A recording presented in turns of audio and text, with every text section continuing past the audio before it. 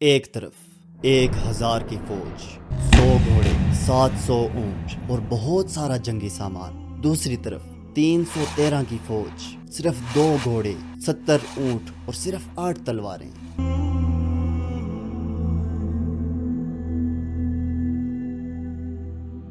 مدینہ میں اسلام تیزی سے پھیلنے لگا اور مسلمانوں کی باقاعدہ ایک چھوٹی سی ریاست قائم ہو گئی، اور یہ بات قریش کے لیے ناقابل برداشت تھی۔ قریش مین مکہ والوں کے لیے، لیکن مکہ والوں کی مدینہ والوں سے کیا دشمنی؟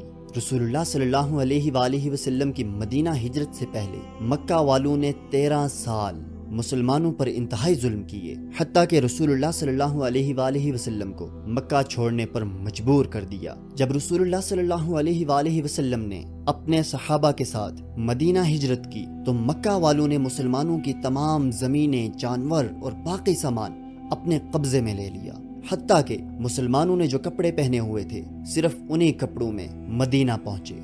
اب مکہ والوں سے بدلہ لینا تو آف کورس بنتا تھا۔ رسول اللہ صلی اللہ علیہ وآلہ وسلم کو یہ خبر ملی مکہ والوں کا ایک تجارتی قافلہ ابو سفیان کی سربراہی میں شام کی طرف روانہ ہو رہا ہے، جس میں قریش نے اپنا بہت سارا مال جمع کر رکھا ہے۔ اس قافلے میں 50,000 دینار، بہت سارے اونٹ اور مسلمانوں سے لوٹا گیا بہت سارا مال تھا۔ رسول اللہ صلی اللہ علیہ وآلہ وسلم اپنے ساتھ 150 صحابہ کو لے کر قافلہ کو روکنے کی غرض سے مدینہ سے روانہ ہوئے، اور جب عشیرہ کے مقام پر پہنچے تو معلوم ہوا قافلہ شام کی طرف روانہ ہو گیا ہے، جس پر رسول اللہ صلی اللہ علیہ وآلہ وسلم بغیر جنگ کے واپس آ گئے۔ لیکن جنگ تو ہوئی نہیں۔ چند ماہ بعد رسول اللہ صلی اللہ علیہ وآلہ وسلم کو اسی قافلے کی واپسی کی انفارمیشن ملی، تو رسول اللہ صلی اللہ علیہ وآلہ وسلم نے مسلمانوں کو جمع کیا اور 12 رمضان المبارک کو دوبارہ قافلہ روکنے کے لیے مدینہ سے روانہ ہو گئے۔ ابو سفیان جو اس قافلے کا ہیڈ تھا، اس کو یہ ٹینشن لگی ہوئی تھی، اگر وہ اس راستے سے گیا جو مدینہ سے ہو کر گزرتا ہے تو مسلمان تو اس کو چھوڑیں گے نہیں۔ ابو سفیان جب حجاز کے مقام پر پہنچا تو ہر آنے جانے والے مسافر سے رسول اللہ صلی اللہ علیہ وآلہ وسلم کے بارے میں سوال کرنے لگا، تو کچھ لوگوں نے ابو سفیان کو بتایا رسول اللہ صلی اللہ علیہ وآلہ وسلم نے اپنے صحابہ کو تیرا قافلہ روکنے کے لیے روانہ کر دیا ہے، جس پر ابو سفیان نے انتہائی جلدی اپنے ایک آدمی کو مکہ روانہ کر دیا تاکہ مکہ والے جتنی جلدی ہو سکے اس قافلے کو بچانے کے لیے پہنچے۔ جیسے ہی وہ آدمی مکہ پہنچا تو اس نے اپنے اونٹ کے ناک اور کان کاٹ دیے اور اپنے کپڑے بھی پھاڑ لیے، اور اونٹ کے اوپر کھڑے ہو کر فریاد مین ہیلپ پکارنے لگا، اور ساری سٹوری آ کے مکہ والوں کو بتا دی، جس پر مکہ والوں میں ہلچل پڑ گئی، سارے سردار اکٹھے ہو گئے۔ پھر ابو جہل نے قاصد سے پوچھا رسول اللہ صلی اللہ علیہ وآلہ وسلم کے ساتھ کتنے آدمی ہوں گے؟ تو قاصد نے بتایا آلموسٹ 300 کے قریب ہوں گے۔ تو ابو جہل نے 1000 آدمی، 100 گھوڑے، 700 اونٹ اور بہت سارا جنگی سامان لے کر جنگ کے لیے روانہ ہو گیا، لیکن ابو سفیان اپنے قافلے کو مسلمانوں سے بچا کر بھاگ گیا، تو اب جنگ کرنے کی کوئی ضرورت تو تھی نہیں۔ لیکن پھر بھی ابو جہل نے کہا ہم مسلمانوں کو چھوڑیں گے نہیں، کیونکہ ان کے پاس ایک بندے کو مارنے کے لیے 3 آدمی موجود تھے۔ ابو جہل کے اس لشکر میں مکہ کے تمام بڑے بڑے سردار موجود تھے۔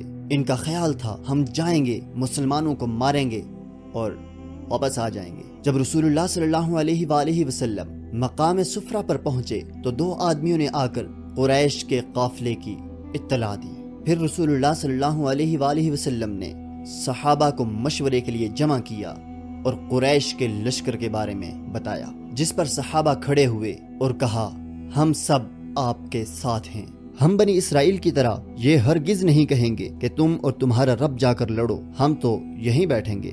صحابہ نے کہا جو آپ اور آپ کا رب حکم دے گا ہم اس پر پورا اتریں گے۔ یہ سنتے ہی رسول اللہ صلی اللہ علیہ وآلہ وسلم کے چہرے پر خوشی ظاہر ہوئی، اور رسول اللہ صلی اللہ علیہ وآلہ وسلم نے اپنی فوج کو بدر کے پہلے کنویں کے اوپر جا کر پڑاؤ ڈالنے کا حکم دے دیا۔ تو ایک صحابی نے آ کر پوچھا یا رسول اللہ صلی اللہ علیہ وآلہ وسلم، یہ جگہ آپ نے اللہ کے کہنے پر چوز کی ہے یا مشورے سے؟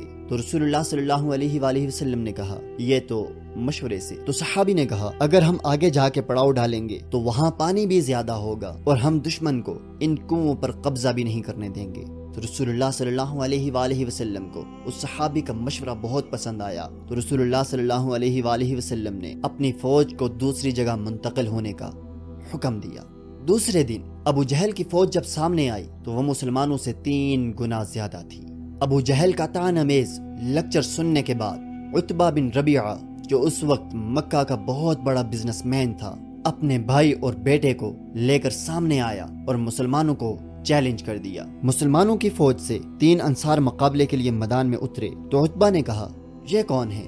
ہمیں تو اپنے بھائیوں کے سر کاٹنے ہیں جنہوں نے اپنے باپ داداؤں کے دین سے غداری کی ہے۔ رسول اللہ صلی اللہ علیہ وآلہ وسلم نے انصار کو آرڈر دیا واپس اپنی صفوں میں چلے جائیں۔ حضرت حمزہ، حضرت عبیدہ اور صرف 24 ایئر اولڈ حضرت علی رضی اللہ تعالی عنہ سامنے آئے۔ لڑائی شروع ہوئی، حضرت عبیدہ زخمی ہوئے لیکن عتبہ، اس کا بھائی اور اس کا بیٹا تینوں مارے گئے۔ عتبہ کا بیٹا حذیفہ جو کہ مسلمانوں کی فوج میں تھا، اس کے سامنے ہی اس کے باپ، بھائی اور چچا کو مار دیا گیا، لیکن وہ مسلمانوں کی فوج میں ہی رہا۔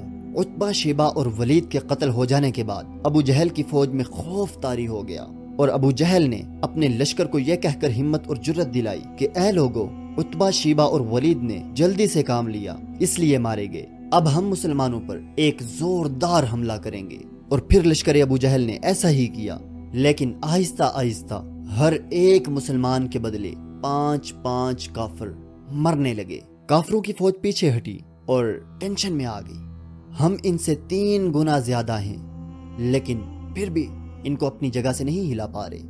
پھر رسول اللہ صلی اللہ علیہ وآلہ وسلم نے مسلمانوں کی صفوں کو بدلا اور نئے لوگوں کو سامنے لا کر کھڑا کر دیا۔ ابو جہل نے دوبارہ پورے زور سے حملہ کرنے کا حکم دیا، لیکن پھر وہی ہوا اور کافر فوج پیچھے ہٹنے لگی، لیکن اس بار مسلمانوں نے ان پر حملہ کر دیا اور ابو جہل کی فوج بدر کو چھوڑ کر ادھر ادھر بھاگنے لگی۔ اسی دوران مسلمانوں کا سب سے بڑا دشمن ابو جہل مارا گیا۔ مکہ میں ساری جیت کی خبر کا انتظار کر رہے تھے کیونکہ پچھلے 60 سال سے مکہ کے قریش کو کوئی بڑی شکست نہیں ہوئی تھی اور انہوں نے تقریباً 65 سال پہلے ابرہہ کی 60,000 کی فوج کو بھی ہرایا تھا اور اس کی وجہ سے پورا عرب قریش کو اپنا لیڈر مانتا تھا۔ لیکن اب مکہ کے لوگ صرف 313 آدمیوں سے ہار گئے اور یہ مکہ والوں کے لیے بہت بڑی انسلٹ تھی۔ جیت کی خبر لے کر مسلمان جب مدینہ پہنچے تو مدینہ میں ہر طرف خوشی اور سیلیبریشن ہو رہی تھی۔ رسول اللہ صلی اللہ علیہ وآلہ وسلم جب اپنے گھر میں داخل ہوئے تو انہیں معلوم ہوا ان کی بہت ہی پیاری بیٹی رقیہ، جن سے وہ بہت زیادہ پیار کرتے تھے، کچھ دن پہلے فوت ہو چکی ہیں۔ سبسکرائب